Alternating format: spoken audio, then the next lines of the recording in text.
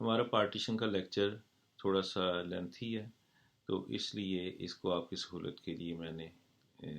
تقسیم کیا ہے تھوڑے سے پارٹس میں۔ تو چلیں گزشتہ لیکچر کا باقی حصہ اب ڈسکس کرتے ہیں، دیکھتے ہیں۔ اب دوسری جو امپورٹنٹ چیز ریونیو آفیسر نے تقسیم کے عمل سے پہلے کرنی ہے وہ ہے موڈ آف پارٹیشن مرتب کرنا ہے۔ موڈ آف پارٹیشن کو ہم اردو میں کہتے ہیں تجویز طریقہ تقسیم۔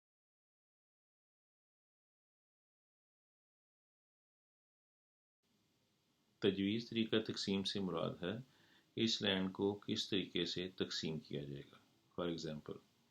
جیسے کہ ہم نے پہلے بھی ڈسکس کیا کہ وہ جو رقبہ ہے اس میں نہری پانی سے سیراب ہونے والا بھی ہو سکتا ہے، جسے ہم نہری رقبہ کہتے ہیں۔ نل نہری ہوتا ہے جو ایک موٹر کے ذریعے پانی نہر کا لفٹ کر کے تو اس کو سیراب کرتے ہیں۔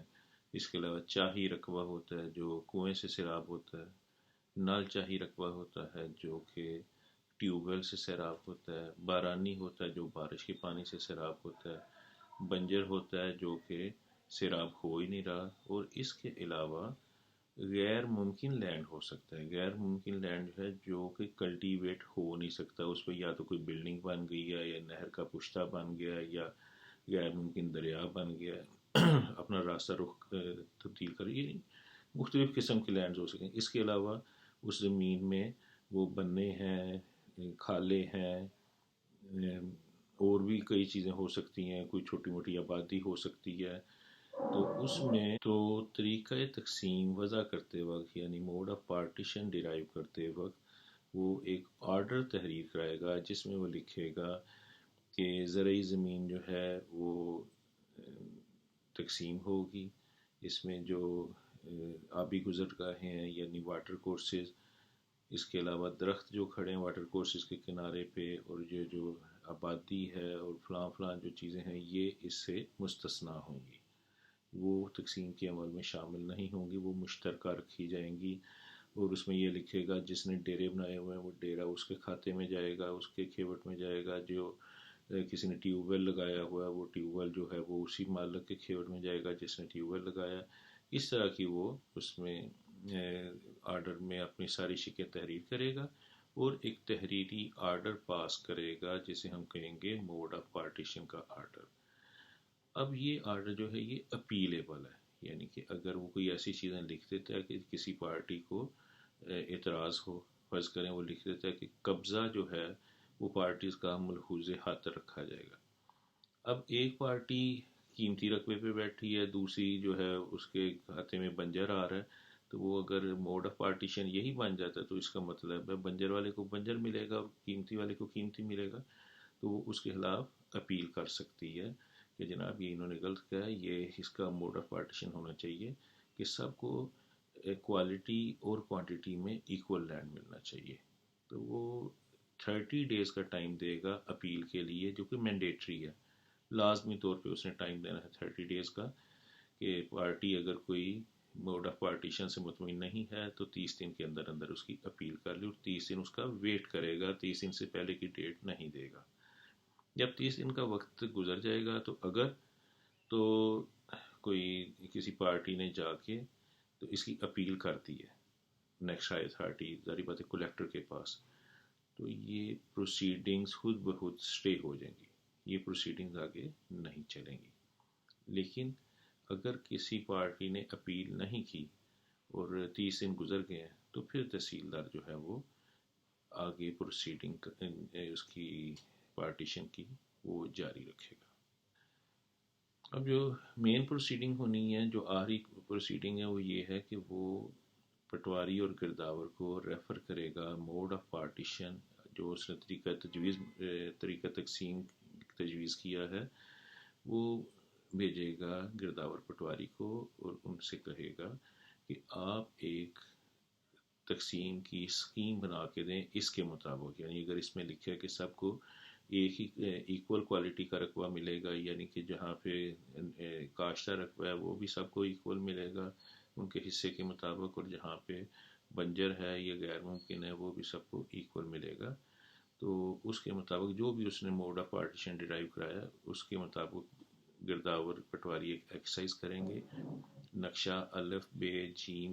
یہ اسٹیٹمنٹس ہوتی ہیں جن کا رولز میں حوالہ دیا گیا ہے. وہ اسٹیٹمنٹس کے اوپر اپنے فل اپ کریں گے, انہیں ہم نقشہ الف بے جیم کہتے ہیں. وہ پر کریں گے اور اپنی تجویز جو ہے ون ڈے, اسے کہتے ہیں ون ڈے, یعنی بنا کے تو پیش کریں گے ریونیو آفیسر کو فار اپروول. ریونیو آفیسر پھر جو نیکسٹ ڈیٹ آف ہیئرنگ ہوگی وہ انہیں بتائے گا حاضر آن دا فریقین کو کہ یہ گرداور کی طرف سے وصول ہو چکی ہے, ون ڈے بن کے آ چکے ہیں, آپ لوگ ان کو دیکھ لیں اور ان پہ اپنے آبجیکشنز فائل کریں. اگر کسی کو کوئی اعتراض ہے تو اپنے اعتراض فائل کریں. اگر پارٹیز کہتی ہیں کہ جی یہ انہوں نے موڈ آف پارٹیشن کے خلاف بنایا ونڈا, یا اس میں انہوں نے زیادتی کی ہے, یا اس میں میرا ٹیوب ویل جو ہے دوسرے کے ونڈے میں ڈال دیا, یا مجھے کاشتہ رقبہ کم دیا ہے, یا سڑک پہ مجھے کم رقبہ دیا اور پیچھے زیادہ دیا, اس قسم کے کوئی اعتراضات ہوں تو اعتراضات پیش کرتے ہیں. ان پہ اعتراضات کے اوپر سماعت کرے گا ریونیو آفیسر, پھر ان کا فیصلہ کرے گا اور ساتھ ہی یہ فیصلہ کر دے گا کہ اب میں نے اعتراضات یا تو آئے نہیں ہیں, اگر آئے ہیں تو ان کا میں نے فیصلہ کر دیا ہے, تو اب میں جو ون ڈے ہیں ان کو ایز اٹ از جس طرح گرداور نے بھیجے ہیں یا ان میں یہ ترمیم کر کے تو میں ان کے تقسیم کی کارروائی منظور کرتا ہوں. اب جو تقسیم کی کارروائی جو ہے اس کا ایک وہ تحریری آرڈر پہ لکھے گا اور اس کو پارٹیز کو نقل دے دے گا. جب یہ تقسیم کا عمل سارا مکمل ہو جاتا ہے تو پھر تحصیلدار ایک انسٹرومنٹ آف پارٹیشن پریپیئر کرے گا, یعنی انسٹرومنٹ, ہم ڈاکومنٹ کو بھی انسٹرومنٹ کہتے ہیں, تو وہ ایک ڈاکومنٹ تحریر کرے گا. اس میں اپنے فیصلے کے مطابق کوئی انسٹرومنٹ میں لکھے گا کہ میں نے آج اس تاریخ کو یہ فیصلہ کیا ہے, اس میں میں نے یہ فیصلہ کیا ہے, یہ حسرہ نمبر اتنے ونڈے ہیں, ونڈا نمبر 1 میں یہ مالکان ہے اور ان کو یہ حسرہ نمبر دیے جا رہے ہیں. اس طرح وہ ساری جو بھی اس نے فیصلہ کیا وہ انسٹرومنٹ آف پارٹیشن میں تحریر کرے گا اور پھر اس میں لکھے گا کہ اس کا عمل جو ہے فلاں ڈیٹ سے ہوگا. وہ ڈیٹ لکھنے کی اس لیے ضرورت ہوتی ہے کہ کئی لینڈ جو ہیں وہ کاشتہ ہوتے ہیں اس وقت, اور ابھی اس وقت فصل کی کٹائی کا موسم نہیں ہوتا, تو پھر فصل کی کٹائی اور فصل کی جو نیکسٹ فصل کی جو کاشت ہونی ہے اس کے درمیان جو وقفہ چند دن کا ہوتا ہے وہ ڈیٹ دے گا کہ فلاں ڈیٹ سے یہ جو ہیں وہ قبضے تبدیل ہو جائیں گے اور ان سے پارٹیشن کا نفاذ ہوگا. اب جب انسٹرومنٹ آف پارٹیشن بن گیا تو اس کے مطابق انتقالات ہو جائیں گے اور پارٹیز اپنے اپنے رقبے کا قبضہ لینے کی حقدار ہوں گی. اب ہوتا ہی ایسے ہے کہ کچھ پارٹیز ویسے ڈیلے کر دیتی ہیں, کچھ غیر حاضر ہوتی ہیں, کچھ شہروں میں رہتے ہیں, کچھ دوسرے ممالک میں رہتے ہیں, تو وہ وقتی طور پہ یا کسی کے جھانسے میں آ کے قبضہ نہیں لے سکتے اس وقت. تو اس کے لیے جو لمیٹیشن ہے, جو میعاد ہے, وہ ہے 3 سال. کہ 3 سال کے اندر اندر وہ ریونیو آفیسر کو اپنے رقبے کا قبضہ لینے کے لیے درخواست دے سکتے ہیں. اگر 3 سال کے اندر وہ درخواست نہیں دیتے تو پھر پروسیڈنگ انفیکچس ہو جائیں گی اور میرا خیال ہے پھر وہ نئے سرے سے ان کو تقسیم کے لیے اپلائی کرنا پڑے گا, جو بھی ان کا طریقہ کار ہوگا. تو یہاں پہ ہم نے اپنی پارٹیشن پہ جو ہے تقسیم کے عمل پہ ڈسکشن کمپلیٹ کر لی ہے, لیکن ہم اپنا کنکلوڈ کرنے سے پہلے 2 ضروری باتیں جو ہیں وہ آپ ڈسکس کریں گے جو بہت ضروری ہیں اور آپ کے علم میں آنی ضروری ہیں. پہلی بات یہ ہے کہ میں نے بار بار ایک لفظ یوز کیا ریونیو آفیسر کا. اب ریونیو آفیسر سے کیا مراد ہے؟ اگر سیکشن 7 دیکھیں بورڈ آف ریونیو ایکٹ کا تو اس میں تو ریونیو آفیسر میں سارے آفیسر آ جاتے ہیں, assistant collector, commissioner, member board of revenue, یہ سارے ریونیو آفیسر ہیں. تو پھر یہ کون کرے گا تقسیم کا عمل؟ میں نے تو بار بار آپ کو ریونیو آفیسر کا نام لیا نا, اور قانون میں بھی ریونیو آفیسر لکھا ہے. تو اس چیپٹر نمبر 11 یعنی سیکشن 135 سے 150 لینڈ ریونیو ایکٹ کی کارروائی کے لیے جو ریونیو آفیسر ہے وہ ہے اسسٹنٹ کلیکٹر درجہ اول. یہ سیکشن 150 میں لکھا ہوا ہے کہ صرف اسسٹنٹ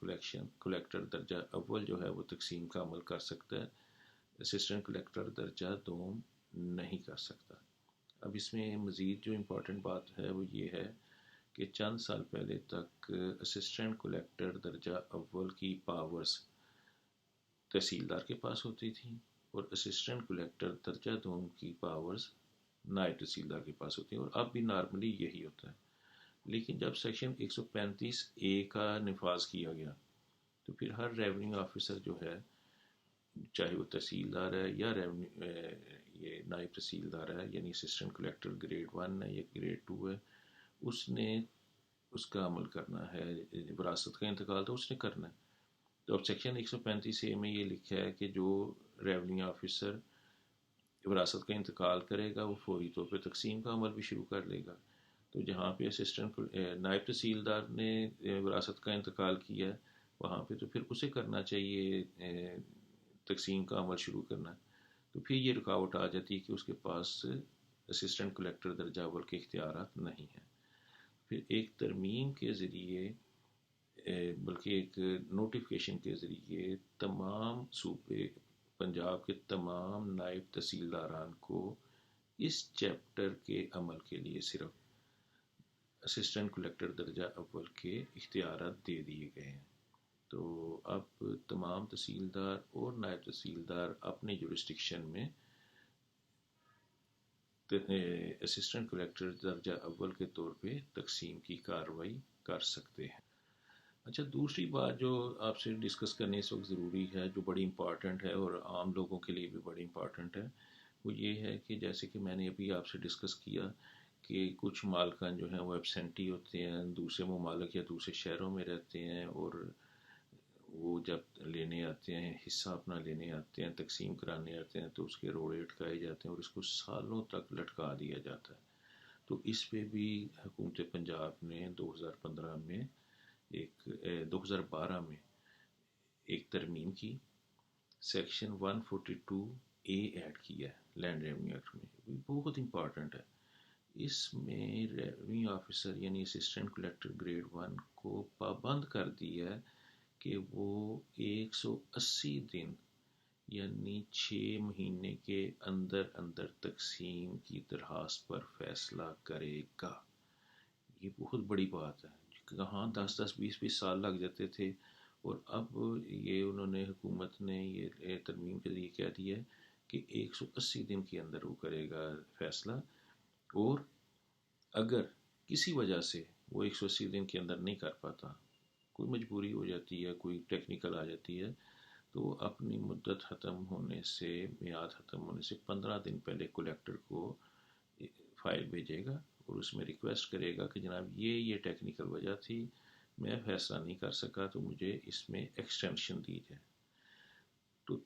کلیکٹر ضلع جو ہے وہ صرف ون ٹائم ایکسٹینشن دینے کا مجاز ہے، اور وہ بھی 60 ڈیز یعنی 2 ماہ کی۔ تو اس میں اسسٹنٹ کلیکٹر کے پاس ٹوٹل 8 ماہ کا وقت ہے، یا تو 6 ماہ کے اندر فیصلہ کرے یا پھر ڈسٹرکٹ کلیکٹر سے خصوصی ریکویسٹ کر کے 2 ماہ کا مزید ٹائم لے لیں۔ اب یہ ہے کہ اس میں پینل ایکشن کیا ہوگا کہ اگر فرض کریں کہ وہ 8 ماہ میں بھی کارروائی نہیں کرتے، تو پینل ایکشن بہت بڑا رکھا گیا۔ اس سیکشن میں لکھا ہے کہ اگر تحصیلدار یعنی ریونیو آفیسر مقررہ مدت میں تقسیم کا عمل مکمل نہیں کرتا تو اس کے خلاف تادیبی کارروائی کی جائے گی، لازمی، مینڈیٹری، شیل۔ تادیبی کارروائی کا مطلب یعنی ڈسپلنری ایکشن کا مطلب یہ ہے کہ اس کو شو کاز نوٹس دے کے اس کو اس کی نوکری بھی جا سکتی ہے، اس کی نوکری میں اس کی تنزلی ہو سکتی ہے، اس کو ترقیاں بند ہو سکتی ہیں۔ تو یہ بہت بڑی تلوار لٹکائی گئی ہے اسسٹنٹ کلیکٹر پہ کہ آپ یا تو اپنی نوکری کا خیال کریں اور یا پھر عوام کا خیال کریں اور اس عمل کو ان ٹائم مکمل کریں۔ اچھا دوستو، ہمارا آج کا لیکچر اپنے اختتام کو پہنچتا ہے۔ امید ہے کہ میں آپ کے علم میں کوئی اضافہ کرنے میں کامیاب رہا ہوں گا۔ اگر آپ کے ذہن میں کوئی تشنگی ہے یا کوئی آپ سوال کرنا چاہتے ہیں تو آپ کسی بھی وقت مجھے یہ اسکرین پہ دیے گئے نمبروں پہ واٹس ایپ پیغام کر سکتے ہیں، بول کے بھی کر سکتے ہیں، لکھ کے بھی کر سکتے ہیں، مگر برائے مہربانی کال کرنے سے گریز کریں، مصروفیت کافی ہوتی ہے، ہر ایک کی کال سننا بس میں نہیں ہوتا۔ آپ جو بول کے بھی مجھے پیغام بھیجیں گے تو میں انشاءاللہ اس کا جواب ضرور دوں گا۔ آپ کا بہت بہت شکریہ۔ اللہ حافظ۔